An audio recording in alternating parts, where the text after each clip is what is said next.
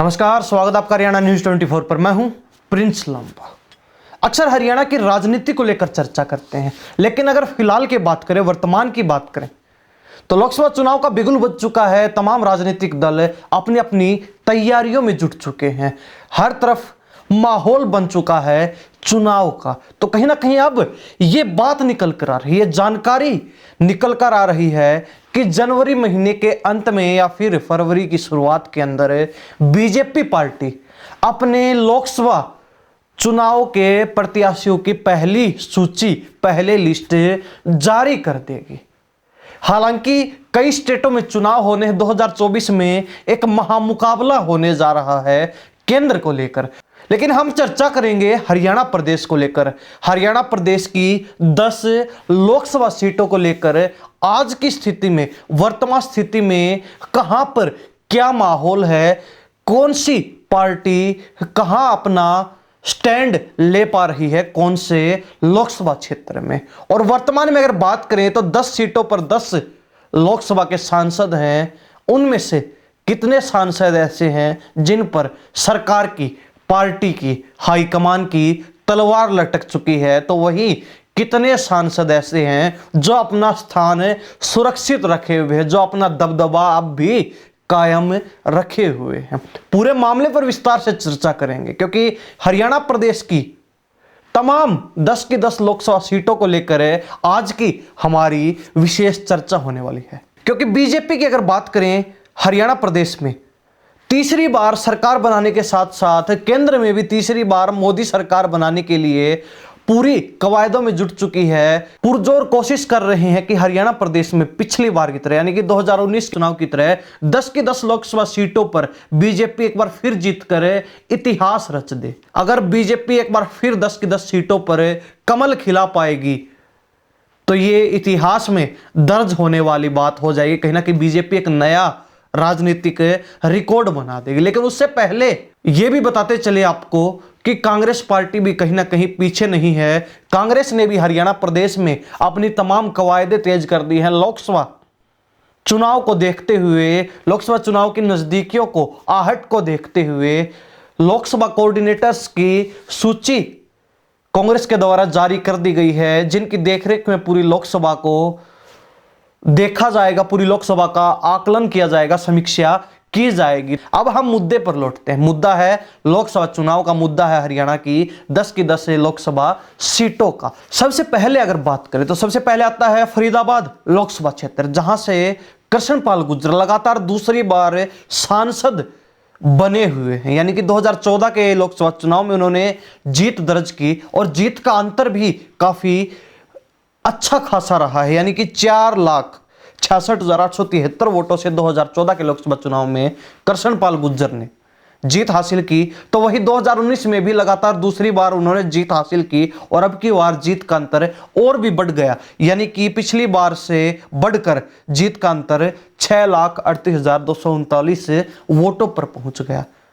अब कांग्रेस की अगर बात करें तो जो कृष्णपाल गुर्जर के सामने प्रत्याशी थे दोनों इलेक्शन में, अवतार सिंह भड़ाना कांग्रेस की तरफ से, लेकिन 2024 की यानी चुनावी वर्ष शुरू हो चुका है, चुनावी बिगुल बज चुका है, चुनावी आहट, गर्माहट महसूस होने लगी है, दिखाई देने लगी है माहौल के अंदर।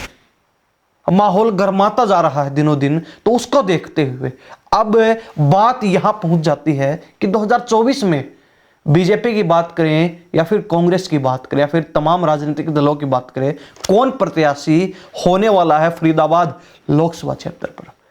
तो अगर सबसे पहले बीजेपी की बात करें, सत्ताधारी दल की बात करें, तो तीसरी बार सत्ताधारी दल यानी कि बीजेपी कृष्णपाल गुर्जर पर दांव खेल सकती है, क्योंकि फरीदाबाद सीट पर गुर्जर वोटर्स का अच्छा खासा दबदबा, अपना अच्छा वर्चस्व रखते हैं, जिसको देखते हुए लगातार 2 बार कृष्णपाल गुर्जर ने जीत दर्ज करवाई है अपनी। तो तीसरी बार भी बीजेपी कृष्णपाल गुर्जर के नाम पर दांव लगा सकती है। वहीं कांग्रेस की तरफ से अगर बात करें तो फिलहाल कांग्रेस के पास ऐसा कोई सक्रिय और एक्टिव नेता फरीदाबाद सीट पर नहीं है जो अपने आप को एमपी के रूप में प्रोजेक्ट कर रहा हो। लेकिन तमाम हालातों को देखते हुए 5 बार के विधायक कर्ण सिंह दलाल सबसे मजबूत प्रत्याशी के तौर पर माने जा रहे हैं और ये कहा जा रहा है कि उन्हें चुनाव लड़वा सकती है कांग्रेस अब की बार फरीदाबाद सीट पर, क्योंकि उनसे मजबूत कोई नेता कांग्रेस को दिखाई नहीं दे रहा है फरीदाबाद सीट पर।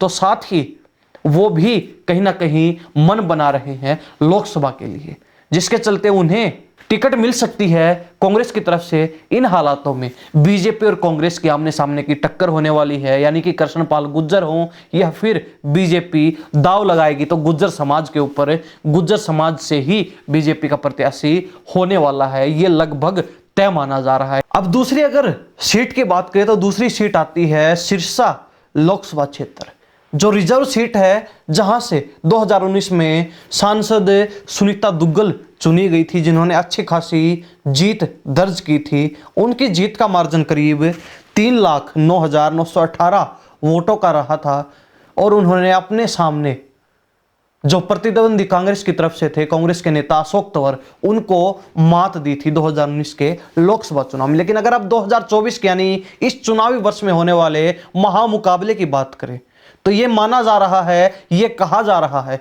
कि सुनीता दुग्गल की टिकट कटनी बिल्कुल तय मानी जा रही है। पूरे चांसेस उनकी टिकट कटने के बन रहे हैं और इसको लेकर कई बार पार्टी की तरफ से, पार्टी के नेताओं की तरफ से, हाईकमान की तरफ से इशारा भी हो चुका है। पीछे कुछ समय पहले सांसद सुनीता दुग्गल ने सिरसा के अंदर गृह मंत्री अमित शाह की रैली आयोजित भी की, लेकिन वो हाईकमान को इस रैली के माध्यम से उतना खुश नहीं कर पाए और कहीं ना कहीं अपने कुछ जो चांसेस टिकट मिलने के बन रहे थे उन पर भी पानी फेर बैठी। अब हालांकि कांग्रेस की तरफ से अगर बात करें तो कांग्रेस प्रत्याशी के तौर पर 2019 में अशोक तंवर थे, जो अब पार्टी में नहीं, उन्होंने चुनाव के बाद पार्टी छोड़ी। अब वो आपके नेता के रूप में कार्य कर रहे हैं, यानी कि आम आदमी पार्टी में फिलहाल वो कार्य कर रहे हैं, जिसको देखते हुए कांग्रेस के पास ऐसा कोई मजबूत प्रत्याशी सिरसा सीट पर फिलहाल नहीं है, वर्तमान में नहीं है।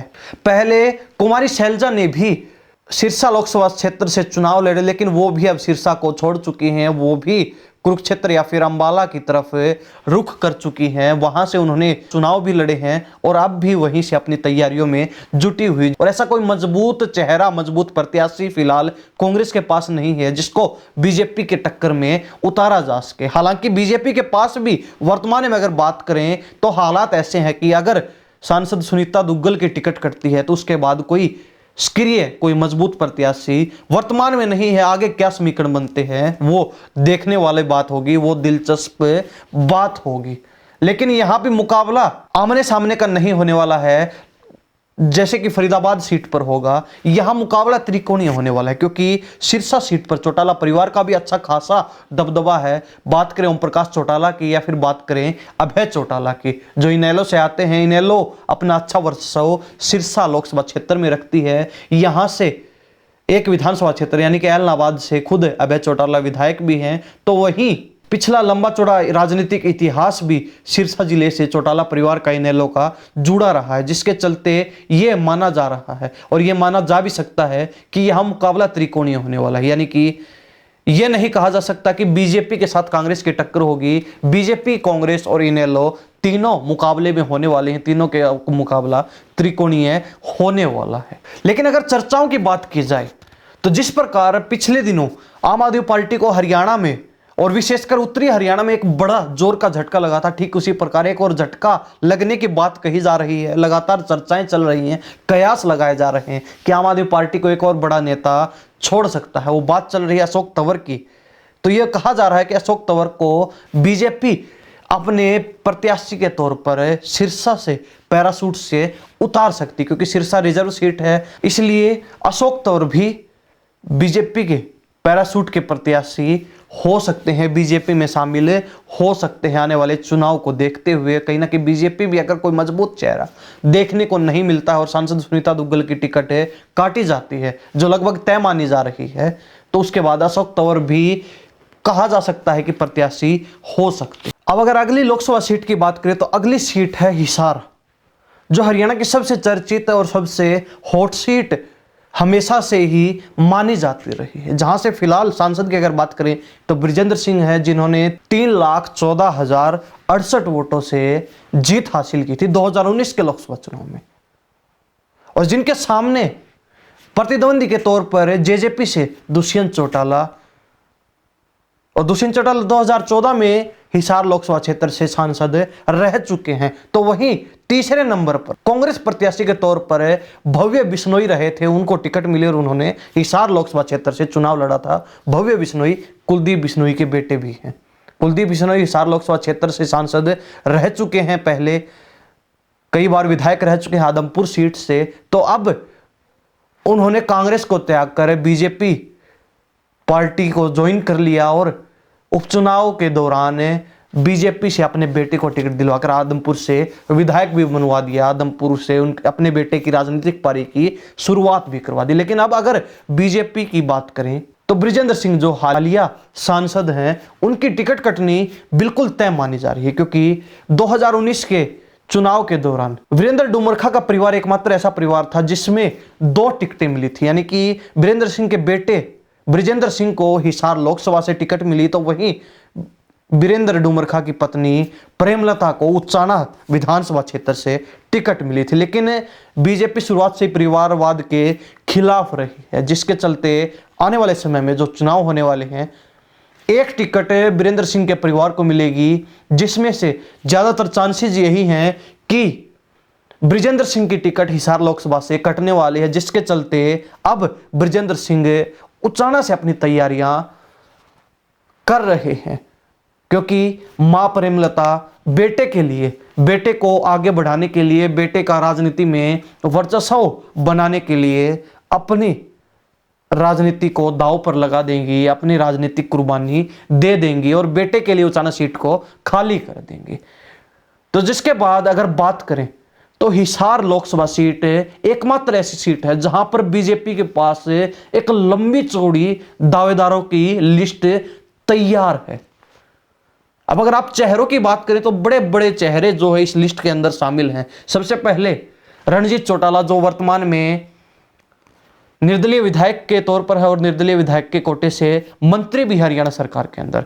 उन्होंने बीजेपी से टिकट की मांग कर रखी है, लगातार जो है अपनी इच्छा जाहिर कर रहे हैं हिसार लोकसभा से चुनाव लड़ने की बीजेपी टिकट पर। उसके बाद अगर बात करें तो पूर्व मंत्री रह चुके कैप्टन अभिमन्यु, जो नारनौल से विधायक भी रह चुके हैं। उसके बाद अगर बात करें तो वर्तमान में विधानसभा के डिप्टी स्पीकर रणबीर गंगवा, जो नलवा से विधायक भी हैं। डीपी वत्स, जो राज्यसभा सांसद हैं। इसके अलावा अगर बात करें तो सुभाष बराला, जो पूर्व में पार्टी के प्रदेश अध्यक्ष रह चुके हैं और पूर्व में टोहाना विधानसभा क्षेत्र से विधायक भी रह चुके हैं। इसके अलावा अगर बात करें तो कुलदीप बिश्नोई, और हालांकि यह माना जा रहा है कि कुलदीप बिश्नोई बृजेंद्र सिंह की टिकट कटने के बाद हिसार से लोकसभा के प्रत्याशी हो सकते हैं बीजेपी की तरफ से, क्योंकि कुलदीप बिश्नोई ने अभी हाल ही में राजस्थान में जो बड़ी जीत बीजेपी ने दर्ज की है उसमें अच्छी खासी अपनी भूमिका निभाई है। और कहीं ना कहीं कुलदीप बिश्नोई राजस्थान में बीजेपी के लिए जो मेहनत की,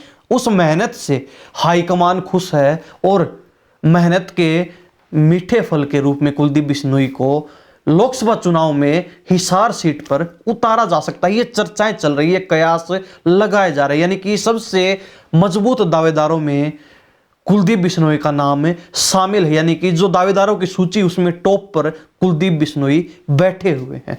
अब अगर बीजेपी से हटकर बात करें तो कांग्रेस भी यहां पर दावेदारी मजबूत कर रही है, लेकिन कांग्रेस के पास वर्तमान में ऐसा कोई मजबूत चेहरा नहीं है। तो ठीक पिछले चुनाव की तरह कांग्रेस यहां से एक बार फिर या तो प्रोफेसर संपत सिंह पर दाव खेल सकती है या फिर जेपी जयप्रकाश पर दाव खेल सकती है। इसके अलावा अगर दुष्यंत चौटाला की बात करें तो वर्तमान में दुष्यंत चौटाला बीजेपी के साथ गठबंधन में है। हरियाणा सरकार के अंदर बीजेपी जेजेपी का जो गठबंधन चल रहा है, तो यह माना जा रहा है कि गठबंधन अलग होता है तो उसके बाद की बातचीत अलग होगी, लेकिन वर्तमान तक यही हालात हैं कि गठबंधन अगर साथ में चुनाव लड़ता है तो दुष्यंत चौटाला की तरफ से भिवानी, महेंद्रगढ़ लोकसभा क्षेत्र और हिसार लोकसभा क्षेत्र 2 सीटों की मांग की जाएगी, जिसमें से एक सीट दुष्यंत चौटाला के हिस्से में आएगी और जिस पर जेजेपी स्वीकार कर लेगी। और ज्यादातर चांसेस जो है बताए जा रहे हैं वो भिवानी महेंद्रगढ़ लोकसभा सीट के बताए जा रहे हैं। इन हालातों में दुष्यंत चौटाला या फिर यूं कहें कि जेजेपी का कोई प्रत्याशी हिसार सीट पर देखने को नहीं मिलेगा अगर गठबंधन में चुनाव लड़े जाते हैं तो। हालांकि दुष्यंत चौटाला जो वर्तमान में उप मुख्यमंत्री हैं, तो तो वो इन हालातों में लोकसभा चुनाव नहीं लड़ेंगे, जिसके चलते ये कयास लगाए जा रहे हैं, ये बातें निकल कर आ रही कि वो अपने भाई दिग्विजय चौटाला को चुनाव में उतार सकते हैं लोकसभा चुनाव में, या फिर अपने पिता अजय चौटाला को लोकसभा चुनाव लड़वा सकते हैं। इससे आगे अगर बात करें तो अगली सीट है कुरुक्षेत्र लोकसभा सीट, जहां से वर्तमान सांसद नायब सैनी, जो बीजेपी के प्रदेश अध्यक्ष भी कुछ समय पहले ही बने हैं और प्रदेश अध्यक्ष बनने के बाद लगातार हरियाणा प्रदेश में बीजेपी संगठन में बड़े स्तर पर बदलाव कर रहे हैं। लेकिन अब अगर बात करें उनके खुद की लोकसभा क्षेत्र की, यानी कि कुरुक्षेत्र लोकसभा सीट की, तो वहां से 2019 में उन्होंने जीत दर्ज की और जीत का अंतर 3,84,591 वोटों का था। और इससे पहले अगर बात करें कुरुक्षेत्र लोकसभा सीट की, तो यहां से बीजेपी टिकट पर राजकुमार सैनी ने जीत हासिल की थी, लेकिन अपना कार्यकाल पूरा करने के बाद उन्होंने पार्टी को छोड़ दिया, अपनी एक अलग पार्टी खड़ी कर ली।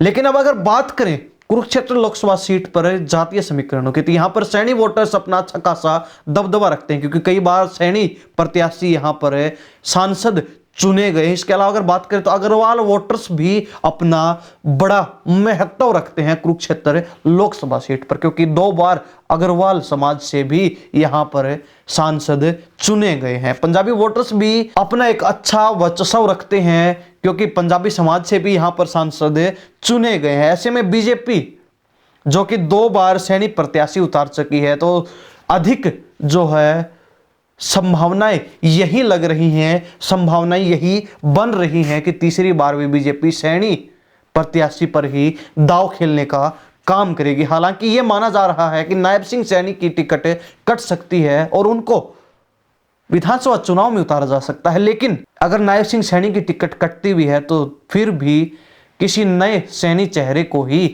कुरुक्षेत्र लोकसभा सीट पर बीजेपी की तरफ से उतारा जाएगा।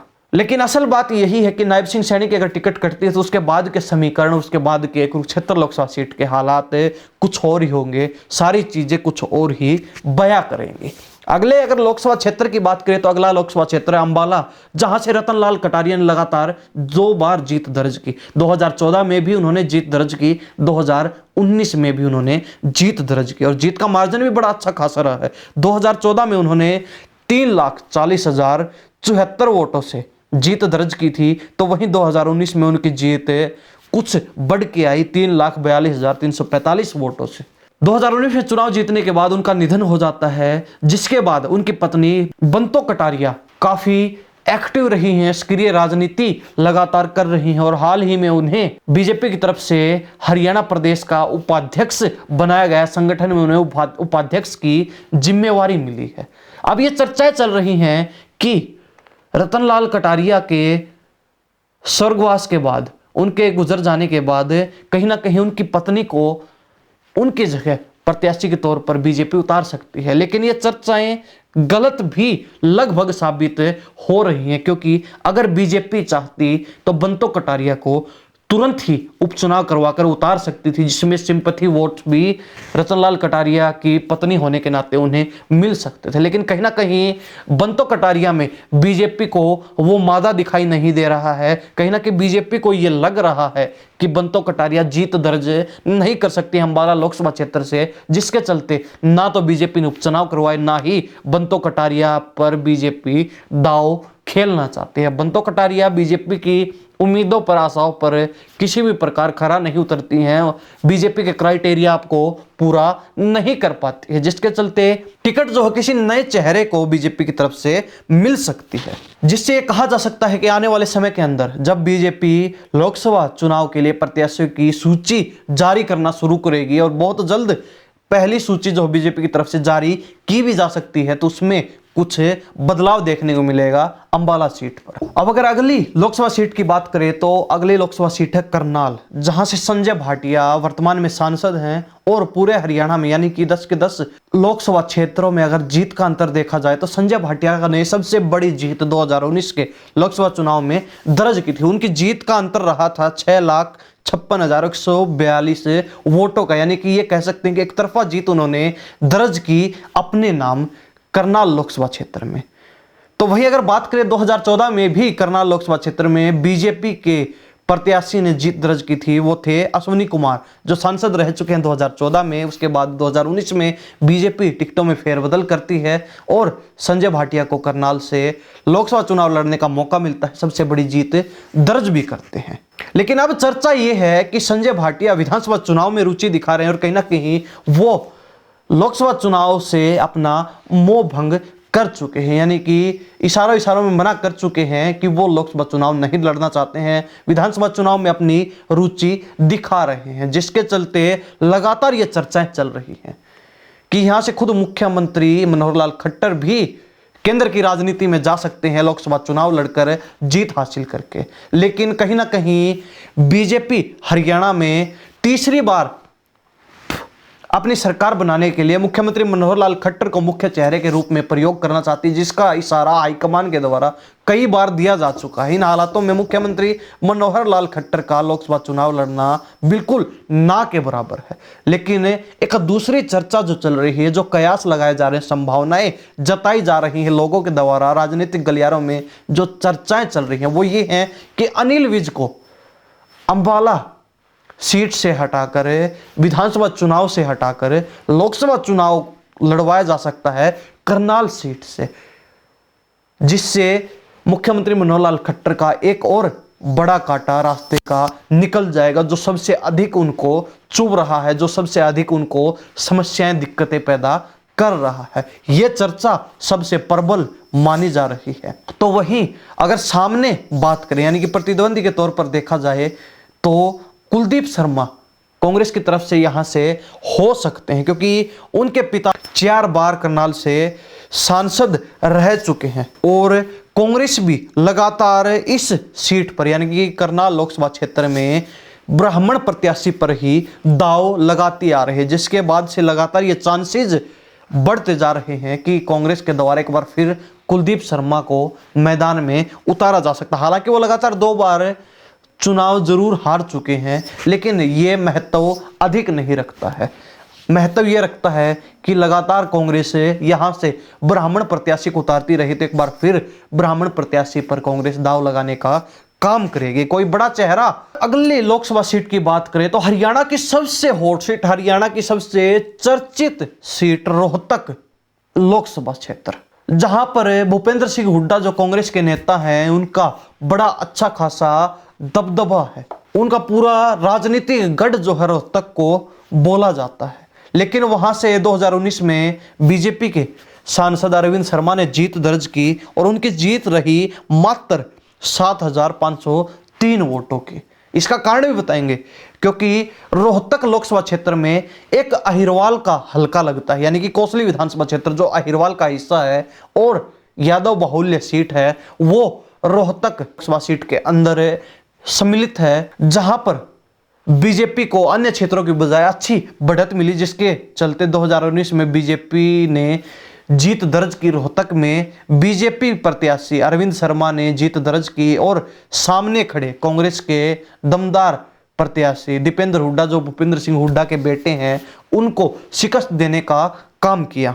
हालांकि कोसली के कारण दीपेंद्र हुड्डा को पिछले लोकसभा चुनाव में हार का सामना करना पड़ा था, तो अब उसी विधानसभा क्षेत्र में कांग्रेस भी बड़े फेरबदल में लगी हुई है, बड़े जो है घटाने बढ़ाने में लगी हुई है, तमाम सियासी समीकरणों को फिट करने में, सेट करने में लगी हुई, जिसके चलते सबसे बड़ा जोर का झटका बीजेपी को उन्होंने जगदीश यादव को बीजेपी से तोड़कर कहीं ना कहीं अपने साथ शामिल करते हुए दे दिया कुछ समय पहले, जिसके बाद से अब लगातार ये कहा जा रहा है, ये चर्चाएं हैं कि दीपेंद्र सिंह हुड्डा के लिए अब की बार रोहतक लोकसभा सीट पर जीतना आसान हो जाएगा। लेकिन इन सभी चीजों को मुश्किल बना देगी बीजेपी की चालें, क्योंकि बीजेपी रोहतक को लेकर बहुत गंभीर है। अभी हाल ही में जो संगठन में बड़ा फेरबदल हुआ, वहां संगठन की प्रत्येक इकाई में रोहतक के तमाम चेहरों को, तमाम नामों को जगह मिली है, यानी कि प्रत्येक इकाई में एक सदस्य, एक पदाधिकारी रोहतक से लिया गया है। तो वहीं बाबा मस्तनाथ मठ भी पूरे चुनाव के अंदर अपनी एक विशेष भूमिका निभाने वाला है, जिसके चलते पूरे हरियाणा के अंदर रोहतक लोकसभा सीट सबसे चर्चित और सबसे हॉट सीट होने वाली है। यहां पर मुकाबला नहीं, महामुकाबला होने वाला है, कड़ा मुकाबला होने वाला है। और जो है टक्कर रहने वाली है कांग्रेस और बीजेपी के बीच। दीपेंद्र सिंह हुड्डा जो कि बिल्कुल क्लियर कर चुके, स्पष्ट कर चुके हैं कि वो रोहतक से लोकसभा चुनाव लड़ेंगे।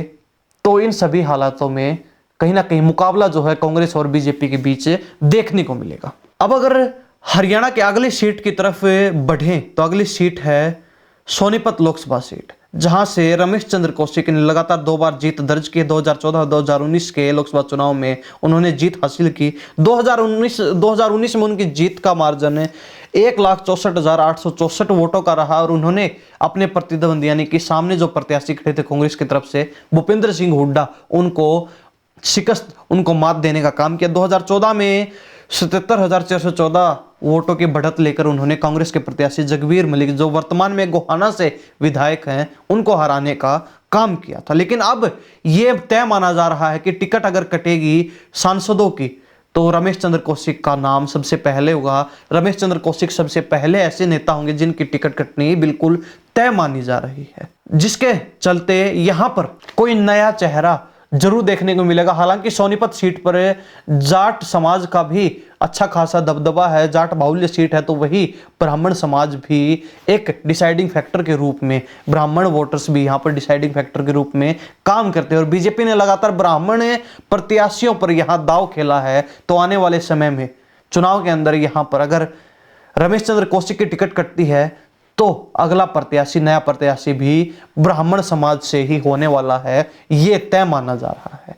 वही अगर बात करें कांग्रेस की तरफ से तो भूपेंद्र सिंह हुड्डा यहां से चुनाव नहीं लड़ने वाले हैं, क्योंकि पिता और पुत्र यानी कि भूपेंद्र हुड्डा और दीपेंद्र हुड्डा में से एक व्यक्ति ही लोकसभा का चुनाव लड़ेगा, जो कि दीपेंद्र हुड्डा क्लियर कर चुके, स्पष्ट कह चुके कि वो रोहतक लोकसभा सीट पर चुनाव लड़ेंगे। तो इन हालातों में भूपेंद्र सिंह हुड्डा लोकसभा चुनाव नहीं लड़ेंगे। वो मुख्यमंत्री की प्रमुख दावेदार हैं हरियाणा कांग्रेस के अंदर। तो विधानसभा चुनाव पर उनका जोर रहेगा, लोकसभा चुनाव को वो नजरअंदाज करने वाले हैं। अब अगर अगली लोकसभा सीट की बात करें तो अगली सीट है भिवानी महेंद्रगढ़ लोकसभा क्षेत्र, जहां पर लगातार 2 बार चौधरी धर्मवीर सिंह ने बीजेपी से जीत दर्ज की। 2014 में भी, 2019 में भी। 2014 में उन्होंने इनेलो के प्रत्याशी बहादुर सिंह को हराया 1,29,394 वोटों से। तो वहीं 2019 के चुनाव में चौधरी धर्मवीर सिंह ने किरण चौधरी की बेटी यानी कि चौधरी बंसीलाल की पोत्री श्रुति चौधरी को 4,44,463 वोटों से मात दी, हार का सामना करवाया। 2014 से ठीक पहले चौधरी धर्मवीर सिंह ने बीजेपी को ज्वाइन किया। बीजेपी ज्वाइन करते ही उन्हें तुरंत प्रभाव से टिकट मिली, जीत भी हासिल की। तो वहीं 2019 में भी वो चुनाव नहीं लड़ना चाहते, लेकिन नाना करते पार्टी की तरफ से उन्हें टिकट दी जाती है, वो चुनाव लड़ते हैं और एक बार फिर जीत हासिल कर लेते हैं। लेकिन अब अगर चौधरी धर्मवीर सिंह की बात करें तो वो विधानसभा चुनाव में अपनी दिलचस्पी दिखा रहे हैं। या तो वो खुद विधानसभा चुनाव में उतरना चाहते हैं या फिर अपने बेटे को सेट करना चाहते हैं, जिसके चलते वो ये क्लियर कर चुके हैं कि उनकी कोई दिलचस्पी नहीं है लोकसभा चुनाव के अंदर। वो विधानसभा चुनाव लड़ना चाहते हैं, विधानसभा चुनाव में अपनी किस्मत आने वाले समय में आजमाना चाहते हैं, जिसके चलते यह माना जा रहा है कि यह लोकसभा सीट बीजेपी के लिए खाली हो चुकी है। तो यहां पर अगर चर्चित नामों की बात करें तो प्रोफेसर रामविलास शर्मा पूर्व शिक्षा मंत्री, महेंद्रगढ़ से पूर्व में विधायक रह चुके हैं। तो वहीं डॉक्टर सुधा यादव, जिन्होंने पिछली बार गुरुग्राम लोकसभा क्षेत्र से चुनाव लड़ा था, वो भी यहां पर प्रत्याशी के तौर पर देखी जा रही हैं, मानी जा रही हैं। बात करें सुधा यादव की तो चौधरी धर्मवीर सिंह के बाद सुधा यादव को यहां पर बीजेपी टिकट दे सकती है। उसका एक बड़ा कारण यह भी है कि सिरसा सीट पर अगर सांसद सुनीता दुग्गल की टिकट काटी जाती है तो उस भरपाई को पूरा करने के लिए भिवानी महेंद्रगढ़ लोकसभा सीट पर बीजेपी महिला प्रत्याशी को उतार देगी। कांग्रेस की बात करें भिवानी महेंद्रगढ़ लोकसभा सीट पर तो यहां से श्रुति चौधरी ने लगातार 2 बार चुनाव लड़े, दोनों बार उन्हें हार का सामना करना पड़ा। इससे पहले एक बार 2009 में वो सांसद रह भी चुकी हैं इसी सीट पर कांग्रेस की तरफ से। तो अब रावदान सिंह जो हुड्डा गुट से हैं, हुड्डा के बड़े करीबी हैं, वो भी अपनी दावेदारी रख रहे हैं कांग्रेस की टिकट पर भिवानी महेंद्रगढ़ लोकसभा सीट से। लेकिन श्रुति चौधरी जो किरण चौधरी की बेटी हैं, तो वही चौधरी बंसीलाल की पोत्री हैं, उनको इस सीट से हटा पाना, उनकी टिकट कटवा पाना बहुत मुश्किल है, जिसके चलते कांग्रेस के अंदर भी टिकट के लिए काफी कशमकश देखने को मिलेगी। पूरा माहौल जो है बड़ा दिलचस्प रहने वाला है। पूरा चुनाव भिवानी महेंद्रगढ़ लोकसभा सीट का बड़ा दिलचस्प रहने वाला है। अगर दोनों प्रत्याशी बीजेपी और कांग्रेस के यहां पर महिला आ जाती हैं तो भी नजारा कुछ और होगा, और अगर कुछ बदलाव होता है तो भी यहां पर कुछ और ही समीकरण देखने को मिलेंगे। लेकिन एक चर्चा यह भी है कि गठबंधन में अगर बीजेपी और जेजेपी चुनाव लड़ रहे हैं तो भिवानी महेंद्रगढ़ लोकसभा सीट जेजेपी को मिल सकती है, और यहां से अजय चौटाला यानी कि दुष्यंत चौटाला जो उप मुख्यमंत्री हरियाणा सरकार में, उनके पिता चुनाव लड़ सकते हैं। इन हालातों में यह कहा जा रहा है कि वो भिवानी महेंद्रगढ़ लोकसभा सीट पर कड़े मुकाबले के चलते जीत हासिल कर सकते हैं। कुछ चांसेस उनके बताए जा रहे हैं, या फिर अगर अजय चौटाला को कुछ संवैधानिक अड़चन आती है चुनाव लड़ने में तो दुष्यंत चौटाला अपने भाई दिग्विजय चौटाला को भी भिवानी सीट से उतार सकते हैं, भिवानी महेंद्रगढ़ लोकसभा सीट पर चुनाव लड़वा सकते हैं। यह सीट अगर गठबंधन में चुनाव लड़ जाता है तो जेजेपी के खाते में आ सकती है। अब अगर अंतिम यानी कि 10वीं लोकसभा सीट की बात करें तो वो है गुरुग्राम, जहां से राव इंद्रजीत सिंह लगातार सांसद चुने जाते रहे हैं। 10 साल उन्होंने कांग्रेस में सांसदी की है, तो वही 10 साल उन्होंने बीजेपी में भी सांसदी अपनी पूरी करने वाले हैं, 10 साल की। 2019 में उन्होंने बीजेपी की टिकट पर चुनाव लड़ा, गुरुग्राम लोकसभा क्षेत्र से 3,86,256 वोटों से जीत हासिल की। 2014 में भी बीजेपी की टिकट पर चुनाव लड़ा और 2,74,722 वोटों से उन्होंने जीत हासिल की। ठीक इसी प्रकार 2009 में उन्होंने कांग्रेस टिकट पर चुनाव लड़ा और 84,864 वोटों से जीत हासिल की। लेकिन अगर राव इंद्रजीत की जहां तक बात हो रही है तो उनके पिता बीरेंद्र सिंह का अच्छा खासा दबदबा रुतबा अहिरवाल क्षेत्र में रहा है। बीरेंद्र सिंह के परिवार का अच्छा खासा दबदबा अहिरवाल क्षेत्र में, अच्छी खासी पकड़ लोगों पर बीरेंद्र सिंह के परिवार की है। और चूंकि राव इंद्रजीत सिंह बीरेंद्र सिंह के बेटे हैं, जिसके चलते उनकी जो सियासी विरासत है उसका फायदा राव इंद्रजीत सिंह को लगातार मिल रहा है। वो लगातार राजनीति में और सत्ता में बने हुए हैं, चाहे कांग्रेस की बात हो चाहे बीजेपी की बात हो। हालांकि बीजेपी ने पिछली बार राव इंद्रजीत सिंह की जड़ें हिलाने की कोशिश जरूर की, लेकिन बीजेपी उस काम में, उस अपने मंसूबे में नाकाम रही। इस बार सुधा यादव गुरुग्राम लोकसभा सीट पर चुनाव लड़ना चाहती है, वो भी अपनी दावेदारी रखे हुए हैं, तो वही राव इंद्रजीत सिंह तो बतौर प्रत्याशी यहां पर पहले से ही गद्दी पर विराजमान है। तो मुकाबला भी बड़ा जो है जबरदस्त, बड़ा दिलचस्प टिकट के लिए भी बीजेपी की टिकट पर देखने को मिलेगा। गुरुग्राम लोकसभा सीट पर घमासान टिकट के लिए भी देखने को मिलेगा बीजेपी के अंदर।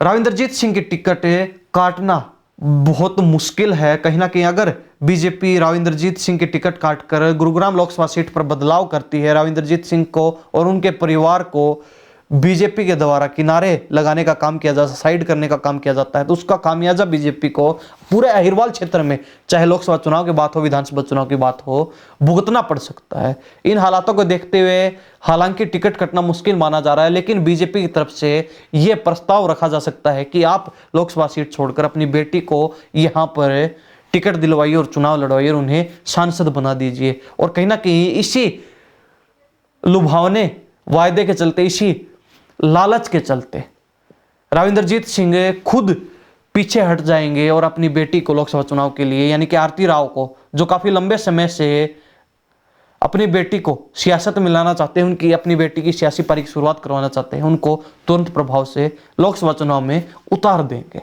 ये तय माना जा रहा है कि टिकट अगर राव इंद्रजीत सिंह को नहीं मिलेगी तो राव इंद्रजीत सिंह के परिवार में ही आएगी, इससे अलग नहीं जा सकती है। और सुधा यादव की जहां तक बात हो रही है, तो अगर उनको गुरुग्राम से टिकट नहीं मिलती है तो उनको हमने पीछे बताया कि भिवानी महेंद्रगढ़ लोकसभा सीट पर सेट किया जा सकता है, उनके समीकरणों को फिट किया जा सकता है। वहीं बात करें अगर सामने यानी कि कांग्रेस दल की, तो कांग्रेस की तरफ से कैप्टन अजय यादव, जिन्होंने पिछली बार भी राव इंद्रजीत सिंह को टक्कर देने का काम किया था, वही प्रत्याशी के तौर पर यहां पर हो सकते हैं, क्योंकि वो लगातार खुलकर कह भी रहे हैं पिछले काफी समय से, पिछले लंबे समय से, कि मैं एक बार फिर लोकसभा चुनाव लड़ूंगा और राव इंद्रजीत सिंह को टक्कर देने का काम करूंगा।